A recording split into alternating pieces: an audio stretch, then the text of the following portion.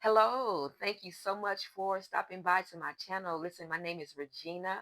I'm so glad you're here. Listen, do me a favor, go ahead and hit that subscribe button, like, comment, and share. And listen, we're going to keep it strong here in this community. If this is what you're looking for, a place to engage, to be uplifted, encouraged, and have a little fun, then this is the place for you. Listen, if you saw that topic today, you're the answer, you're the solution to your own problem. That's for you. Whoever's clicking in today, that word is for you. God is saying you have what you need either on the inside of you or around your surrounding area in your vicinity to get you up out of that financial situation. Listen, God let me know that there are many of you who are dealing with financial challenges today. You don't have enough resources. You don't have enough money to get your bills paid. You don't have enough money for food, for shelter, for clothing. You don't have enough money for you and your children. Maybe you are single parents. You just have some financial issues that are happening, but he has some good news for you. While you are trying to do the right thing, you're putting in these job applications. You're trying to go out and seek some type of assistance so you can get these needs met, and you're coming up short. You're being rejected from one end to the next. There is so much rejection that you feel like just giving up. God says, don't give up yet. Just because you didn't get an answer from those you're seeking, people, places, and things, does not mean that I have not made you the answer. That's some good news for somebody. I'm going to prove it to you because you're looking at me strange, but there is a passage of scripture where God is letting you know that you're the solution to your problem. I'm coming from 2 Kings chapter 4, verses 1 through 7, and I'm going to read it really, really quick for you. I'm coming out of the King James Version. Now, listen. It says, now there cried a certain woman of the wives of the son of the prophets unto Elijah, saying, thy servant, my husband, is dead. And thou knowest that thy servant did fear the Lord. And the creditor is come to take unto me my two sons to be bondmen, to be slaves, she's saying. And Elijah said unto her, what shall I do for you? Tell me, what do you have in your house? And she said, thy handmaid had not anything in thine house but a pot of oil. Listen what he said in verse 3. Then he said, go and borrow the vessels abroad of all thy neighbors, even empty vessels. Get those empty vessels, but don't borrow few. Then he said, and when you have come in your house, shut the door upon you and upon your sons, and begin to pour out into those vessels that oil that you said you had. And then in verse 5, she said, so she went from him and she did what he said. She came in, closed the door upon her sons, and they poured that oil out. She poured out.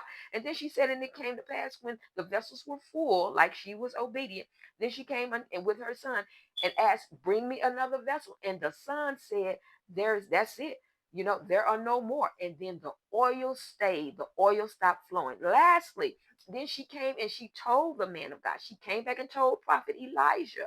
Uh, and he said, go and sell the oil, pay your debt, and you and your sons live on the rest. Listen, that's some good news for somebody today. I'm telling you, God is saying you're the answer. Look at what she did. She didn't have any more money. Her husband died. He had all the resources. And in that time, when your husband dies, if you're married to your husband, then he's the supplier. He has all the money. He has all the resources. But when he died, there was none left for her. She had to go and fend for herself with her two sons. And so she came to the man of God where she knew her husband was the school of the prophet. He was in that group of prophets for school, for learning. So she came for some assistance, asking that man of God, the prophet Elijah, what can you help me with? And then Elisha simply asked you, what do you want me to do? What do you have in your house? Look at God, how smart he is. She didn't even know what she had in her dwelling, the place where she physically lived. Listen, let me tell you, let me stop right there. The house represents one thing, your physical residence, but then vessels. Listen, when we come up about these vessels, that represents a house as well. And we, as humans, we are vessels of God. If you're saved, you know what that is, a vessel of God. So listen at what the instructions were. She said she has nothing in her physical address, her physical house, but a pot of oil, a jar of oil. Then Elisha says, I'm giving you some instructions. Go into your community, go out, go and borrow vessels, containers, bring them back. Don't just borrow a few. Empty containers, bring them a lot. And when you come home, shut the door behind you and begin to pour out that small jar, that small flask of oil that you said you had in your house. So she did. She obeyed. She went out and she got as many vessels as she could from her neighbors and whoever else she came in contact with that will give her these empty containers, these empty vessels, these empty jars.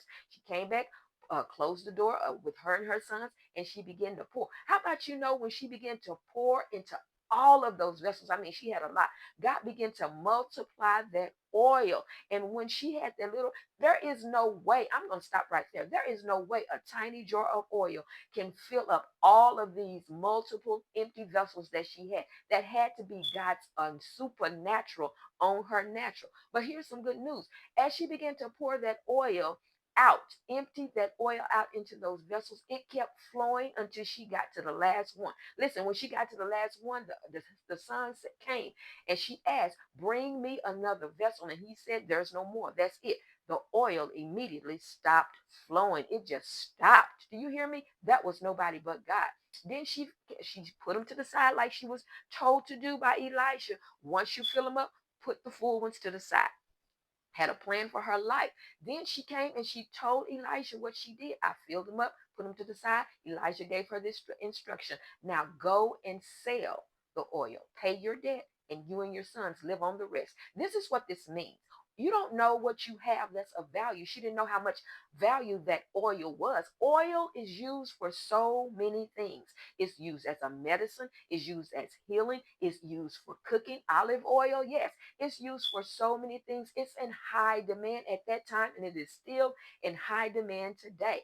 Listen, that is for you as well. You don't know. God just needs to unlock your eyes. He just needs to take the scales off your eyes. And just like this lady didn't know, she had value in her house that the people needed and were willing to buy, that she could sell. She came up out of that financial situation and had more than enough money, more than enough resources, because God took the scales off her eyes to let her know what she had on the inside of her residence, on the inside of this vessel, this house that we represent as a vessel, that she had value, that people are willing to buy. That's just that he did for her. God says he's no respecter of persons. What he did for her, he will do the same thing for you. So you just need to get along with God and let him take the scales off your eyes to become aware of what you have on the inside of you, or what you have in your physical residence of a house, or your physical residence of an apartment,